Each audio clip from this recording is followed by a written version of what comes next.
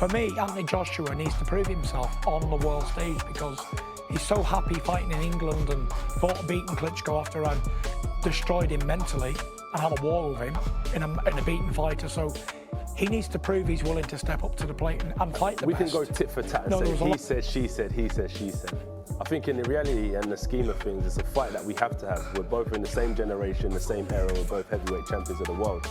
So with that being said, as I said, like, there's no fantasy contracts. It's a situation where it's reality. Like, I don't like coming to a stage in my career when I'm just talking about what I'm worth and negotiations and what we're bringing to the table. It's a fight that has to happen. Anthony Joshua's heart can never be questioned.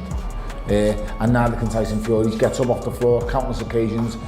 I feel when these two finally do collide, both of them could end up having to get up off the floor. Yeah, I genuinely believe that. I think Anthony Joshua is probably one of the most powerful fighters he'll ever. And while I'm on a rant, I may as well call out one more person. A big useless dosser. Not a real fighting man, a hype job, body build, CrossFit. Big, ugly shithouse. That's Anthony Joshua. Make this fight happen, you big dosser. You big shithouse bum dosser. And I'm going to smash your face in too. There's not one thing you can do about it. Prove me wrong, son. 5 years in, I've been professional 5 years.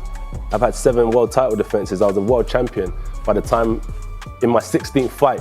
Then you've got these guys I'm dealing with that have been professional 10 years. So when you're talking about who's who and what we've achieved, when you compare, and that's what I'm saying, I already talk from a place of stats and facts. I know I'm the one. And I'm not. We signed a contract to fight wherever we're told the fight is. Obviously, I think everybody wants the fight to take place in the UK, but we'll see what transpires. Oh, it'll be unbelievable. I mean, you know, the fight's going to be mega, and to do it in the UK would be really special. Is when this fight does happen, and it's the war of words, I'm backing Tyson, because Tyson's got a proper potty mouth, hasn't he? Tyson's got a potty mouth, so Tyson will be the one that is saying all the things you think, oh, no. And AJ, I personally think AJ needs to try and be very cool with it because he ain't going to beat Tyson's potty mouth. Tyson will say everything and anything to try and get under his skin. And so this will be a part of, it might be a story of two halves. Tyson wins it, the war of words, and when it gets into the ring, we'll see what happens. You've got to look at what both fighters. It's going to prove who's the best out of the two of them. That's what the fight everybody wants to see, and who will go on and who won't. You know, I think Tyson will be a big favourite in this fight. A big favourite, and I think he'll win the fight, and I think he'll stop AJ. There is major news this morning.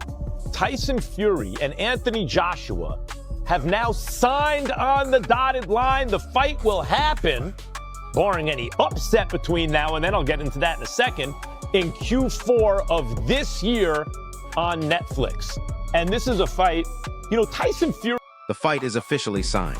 Tyson Fury versus Anthony Joshua is happening, and the psychological warfare has already begun. Fury just delivered the most brutal call-out of AJ's career, mixing direct threats with pure intimidation. This isn't promotion anymore. This is mental destruction. Each part of this deal, everybody is saying the same thing, that Anthony Joshua and Tyson Fury is signed and sealed, and they will fight this year. So I've been trying to contact everybody from the relevant sides. I've managed to speak to Spencer Brown from Gold Star Promotions, who obviously represents. Listen to how Fury escalated this. He's not just talking trash, he's trying to break Joshua's mind before they even step in the ring. The disrespect is off the charts. He's calling AJ a manufactured hype job while positioning himself as the real king of the division. This is psychological warfare at its most vicious. Oh, November doesn't mean we'll get the fight in Saudi Arabia, no. We could get that at Wembley Stadium. I don't think they've announced a site yet. I don't think they've announced a country yet. But I personally feel that we will get AJ versus Tyson Fury at Wembley Stadium. I think that that's the fitting place for both these guys. And it's possibly the last time we'll see AJ and Tyson Fury in the ring together. But here's where it gets interesting. Joshua fired back with ice-cold authority. No emotion, no reaction to the bait. Just facts about his legacy and achievements. AJ is refusing to play Fury's mind games, and that discipline might be his biggest weapon. He's staying focused while Fury tries to create chaos. First poster is probably won't be the poster, but they're saying done deal. Tyson Fury, Anthony Joshua, Q4 2026. So I like that we are officially signed. By the way, why am I trending? What did I do? That's gotta be somebody else, right? Dwayne Wade, somebody else. There's no way. Why? That makes no sense. They've signed this fight. Apparently both sides have, which is good. But we don't have a venue yet. We don't have a date. I assume it'll be Wembley. I assume it'll be December or November, something around that time frame. Eddie Hearn just confirmed what we've all been waiting for. Both camps have signed on the dotted line. This mega fight is locked in for Q4 on Netflix. After years of negotiations and false starts, the biggest British heavyweight clash in history is finally real. No more speculation, no more delays. And Anthony Joshua, that's going to be the super fight of the era. You know, what wound up happening is Tyson Fury simply proved he was the best fighter of the era. And now, he's also obviously a Brit. Anthony Joshua, they're both still there. They create the biggest fight, at least the biggest event in British boxing history. And I think there is a sense that while the event will be the biggest in the history of British boxing, that Tyson Fury is closer to the peak of his powers than AJ, and even that the best version of AJ was not as good. And get this, Johnny Nelson believes Fury will dominate the trash talk phase completely. He thinks Tyson's verbal brutality will be a major weapon leading up to the fight. The real question is whether Joshua can stay mentally composed under that constant pressure, because Fury's mouth has broken fighters before. They had agreed they were going to fight this year. Obviously, we now know the meat is on the bone now. So I don't know where it'll be. That will be the next big question. As you say, Q4, as you neatly put it.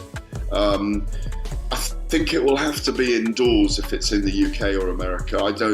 There's a retractable roof in Cardiff at the Millennium Stadium, so that potentially is the venue. I cannot see them risking a fight of this magnitude outdoors at Wembley Stadium in November. I mean, imagine the kind of weather that it could potentially be. So given that obviously Turkey Al Sheikh's behind it, maybe it's a Riyadh season event in Riyadh in November, and they do crown a very big event in a large stadium there. And maybe, which is... Frank Warren is backing his man hard.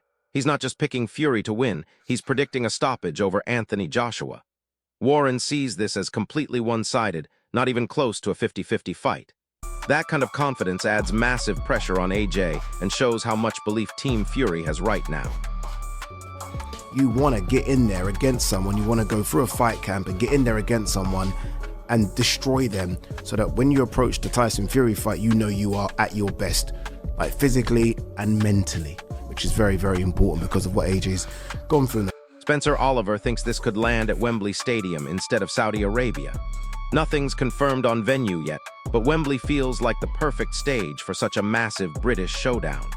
With both fighters possibly meeting for the last time in their careers, the stakes couldn't be higher for boxing history. Netflix, everybody. So I think they'll be looking at a slightly easier option for Anthony Joshua to, like Tyson Fury had, with all due respect, and then move straight into that fight. So you're looking at AJ fighting this warm-up in July and then Fury in November? 100%. So that's the plan? Here's the timeline that's forming. Eddie Hearn wants Joshua to take a warm-up fight in July before moving straight into Fury in November. The strategy is to sharpen AJ and rebuild his confidence before the biggest test of his career. But some experts think that's a mistake that could kill the momentum completely.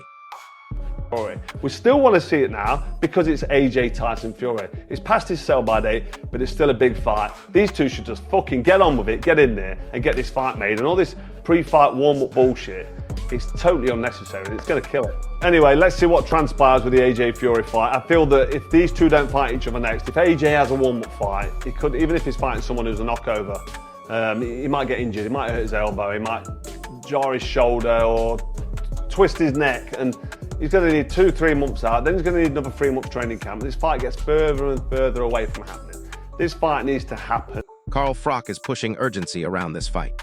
He believes delays or warm-up fights could ruin everything. Frock thinks this super fight is already overdue and should happen immediately before injuries or scheduling issues derail it further. The frustration in his voice shows how fragile these mega fights really are. It was shit. It was shit. Let's be honest about it. I heard what you said about my fight with Deontay. His fight was more shit than anything else. AJ's gonna eat him in fucking four or 5 rounds. We no power, nothing. It was shit. Fucking hopeless. Fucking, we were falling asleep. But Johnny Nelson raises a brutal question. Is Fury still at the level to dominate like before? He suggests Tyson might only be operating at a fraction of his peak right now. That uncertainty around Fury's current condition adds another layer of intrigue to this already massive showdown. His best dance partner is Tyson, and for Tyson vice versa. I looked at that version of Tyson on Saturday night and I thought, this version of Tyson beat 70-80% of fights in the world. Do I look at him and think that version of Tyson can be a world champion again? No. Why is Tyson fighting again? I don't know. Even other heavyweight champions are picking sides. Oaksender Usyk casually dismissed Fury while backing Joshua. Meanwhile, other fighters strongly favor Tyson's size and experience. The division is completely split on who wins, which shows how unpredictable this fight really is. Duke McKenzie broke down the mental chess game perfectly. AJ refuses to be drawn into mind games, choosing discipline over emotional reactions. Fury thrives on creating chaos and psychological disruption. This contrast in mentality could ultimately decide who walks out victorious when they finally meet. So there you have it. The contracts are signed, the psychological warfare has begun, and boxing's biggest fight is finally happening. This isn't just about two heavyweights settling a rivalry. This is about who defines this entire era of British boxing. Fury thrives on chaos while Joshua relies on discipline and structure. That contrast makes this fight absolutely explosive.